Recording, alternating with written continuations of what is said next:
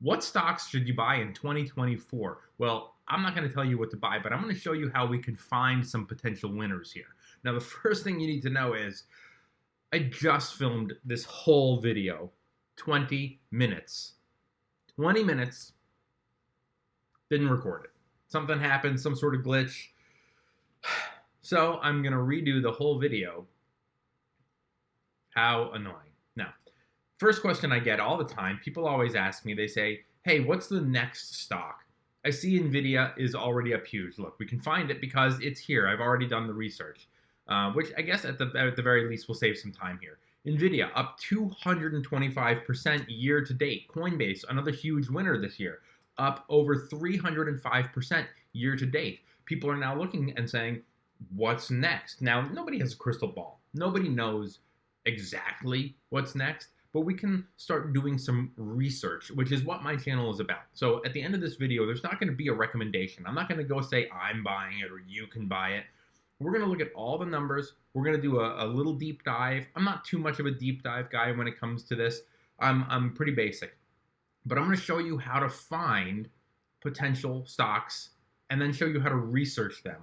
And then the last part is up to you. Now, maybe you read something in an analyst report that scares you, or maybe you hear something and you say, you know, with the economy and everything that's going on in the world, maybe I'll wait, or maybe you don't want to wait. You know, there's always that risk that you're wrong. I mean, the S&P 500 is up 20% this year. At the beginning of the year, there were so many content creators saying, recession, recession, I'm selling everything. Well, they'd be losing, right? If they even just stuck with an S&P 500 index fund, they would have missed out on a 20% gain, which is massive for the markets. So maybe one option is to just steadily start buying. Maybe you buy a quarter at a time, 25 shares, 25 shares, 25 shares. Anytime something bad happens in the markets, it's an opportunity. But the question is, oops, I didn't mean to do that. The question is, how do we find these stocks in the first place? Now I'm using Seeking Alpha.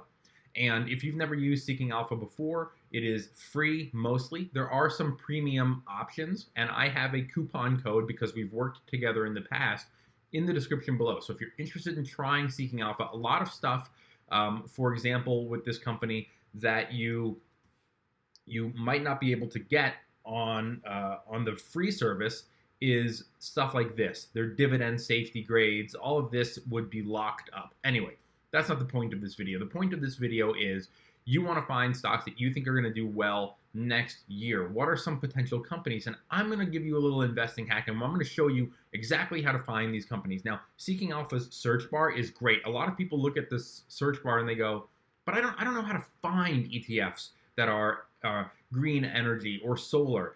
You can literally use Seeking Alpha's search bar to find niche specific ETFs, solar. So you can type in anything you want and see if there's an ETF for it. So for us, since we're looking for small cap companies or mid cap companies, we're not looking for the NVIDIAs and the Apples and the Amazons and the Teslas that have already had massive gains.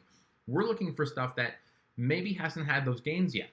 Huge gains. I'm talking 200, 300%. So here's one. We're just going to look at this one. You can see it's $481 a share. Now, you can also see down here that it'll show you the subclass mid-cap blends. You can open that and it'll show you all the other ETFs that invest in mid-cap stocks. And we're going to come back to this because I'm going to show you something else in a second. But in the meantime, here we are on MDY. And we can see, for example, we can see that year to date, the fund is up 9%. In the last 10 years, it's up 100%. We're not expecting massive growth because this is a mid-cap fund. We're looking for diamonds in the rough, or we're looking for companies that can stand out apart from this fund, individual stocks. So what we're going to do is we're going to scroll all the way down here to their top 10 holdings. And I'm going to do this, by the way, for every single one of these, all 10 of these companies. But off the top of my head, I look, first thing I do is, do I recognize any of these brands? I've never heard of half of these companies. I've never heard of more than half of these. But I know Jabil or JBL, like the wrestling god JBL. I know Decker. I know Builders First. But since Jabil or JBill or JBL, let's just call it JBL, is their largest holding, that's the one that we're going to research in this video. The next thing I'm going to do is I'm going to look at all these other mid-cap blend ETFs and see if Jabil is in their top 10 holdings. So let's just click here. We'll click on the first one, which is an Invesco one. And we're going to look at their top 10 holdings and see if JBL is there. And there it is. So we can go back. We can click on this one.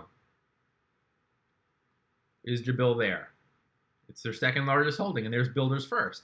So I want to see that these funds are picking, that their top 10. It's a very bullish signal to me. If all, or not all, but most of the big ones have the company we're looking at, that's a bullish sign for me.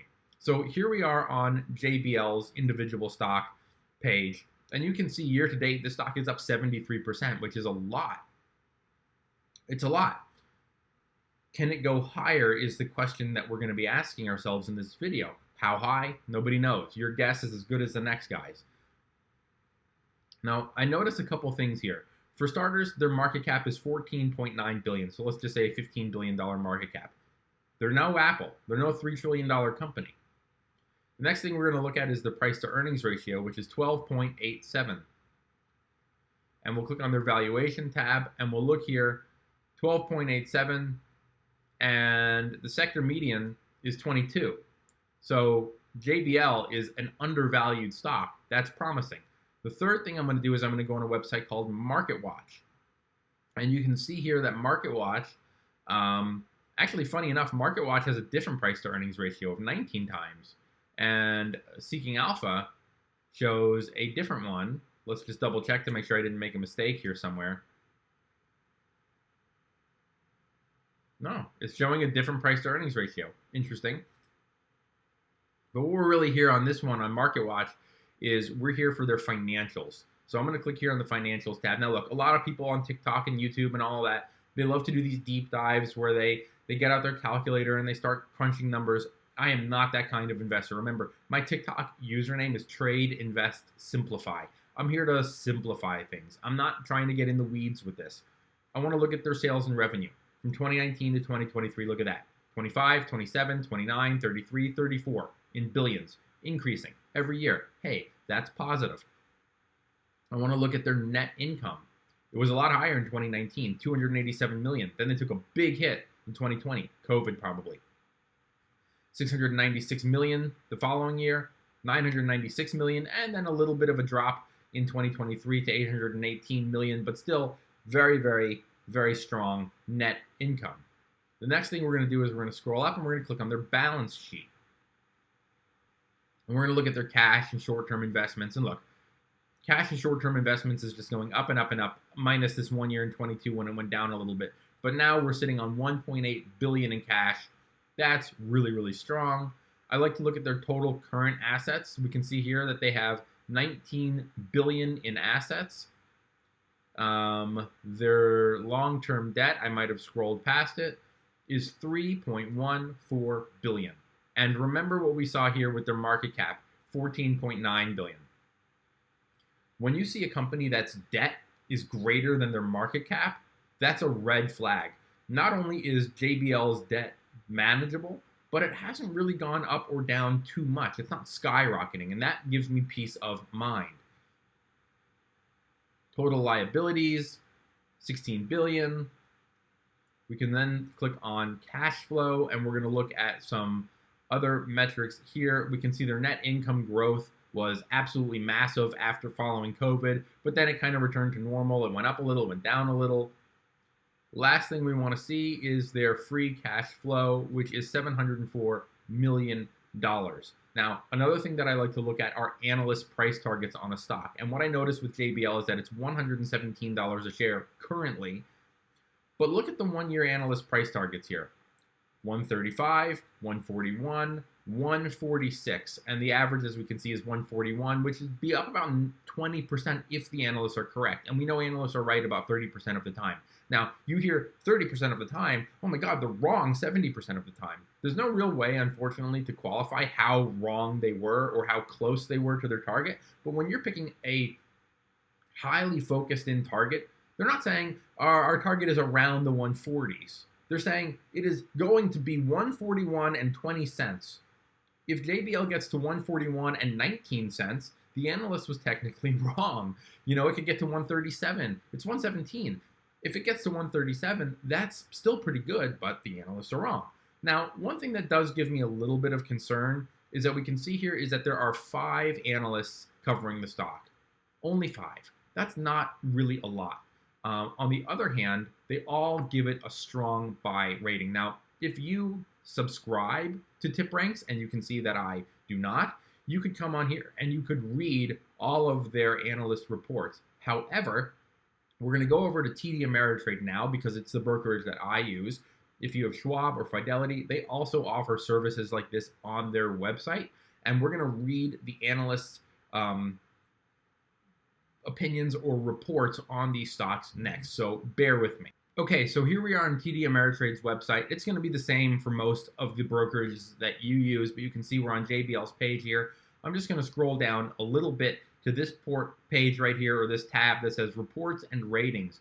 And you can see all of the research teams that have made financial reports or reports on these companies. And what I noticed right off the bat is hold, 3, buy, 3, 3, long. So all the analysts seem to be either saying hold it or go long here on this company. And you can click on read any one of these reports. Now, I don't go for confirmation bias. That's not the kind of investor I am. I don't just say, well, I want to buy it, so I'm only going to read the ones who say long and buy. I'm going to read all of them because there might be things in the report that I didn't know or I didn't think of. And even though people think, oh, these analysts, they're shady, they're lying, they're telling you only what you want to hear, they're driving the price down so they can buy it back. It doesn't matter what your opinions are on these people. If they control the markets, there might be clues in here that we can look at and we can gauge as ourselves as an investor. So if I'm all in ready to buy, and then I read a report that says, well, we could see slowing growth in this sector temporarily, short-term, economic news impacting blah, blah, blah, supply chain, all these things that are short-term are buying opportunities for me. So if I read an article that says, we like it, but we're thinking these things could hinder the stock growth in the future, I think a text message is going to come through on my screen in a second. Or maybe it's not. Where is it? Well, it didn't show up. I turned it off. If we see something in the report that makes me think, hey, maybe I should pause, one option as a new investor or as an investor in general is to just not buy your whole position all at once. These analysts, like I said, could be right, could be wrong. If it makes you nervous to buy your whole position, you want 100 shares because you've read something that says, hey, down the next quarter, or we could see slowing growth over the next year, you don't have to buy the whole position. On the other hand, that analyst could be wrong. So the approach that I like is to have some skin in the game. If I read a report, or if globally or economically I'm worried about a recession or blah, blah, blah, maybe I get a little skin in the game. That way, if everyone is wrong and the markets go up, I don't sit there going, damn it, I missed my chance. On the other hand, I didn't dump all of my money. And then in that case, if there is a recession, I've got more capital that I can deploy and buy average down. And of course, if something changes fundamentally with the company that really scares me and I don't view it as a short-term negative, then maybe I don't invest anything else at all, or I sell the position. But the option I like is a little skin in the game. So I could do 25 shares at a time, and then I wait till the next quarter. Or I could do 50 shares at a time, and I wait for the next quarter. We're going to read this one. I'm not actually going to read it, but I'm just going to show you what it looks like. This is their report. They go over the recommendation, their highlights, blah, blah, blah. I look at all of that. Now, the last thing that I do before I buy a company is I look at their charts. And I can see here that they had some bad news after their earnings report last week, and the stock tanked. But it was based on slowing growth for the next quarter. Now, it could be that news is already priced in. So if their earnings come out and they say, well, we told you it was going to happen, then I don't foresee the stock dumping too hard on that, especially because what's already happened is kind of irrelevant. It's next quarter's guidance that I'm most interested. If next quarter's guidance then comes out and says, we see more slowing, then the stock could drop at that point again, just like it did here on this call where they issued guidance.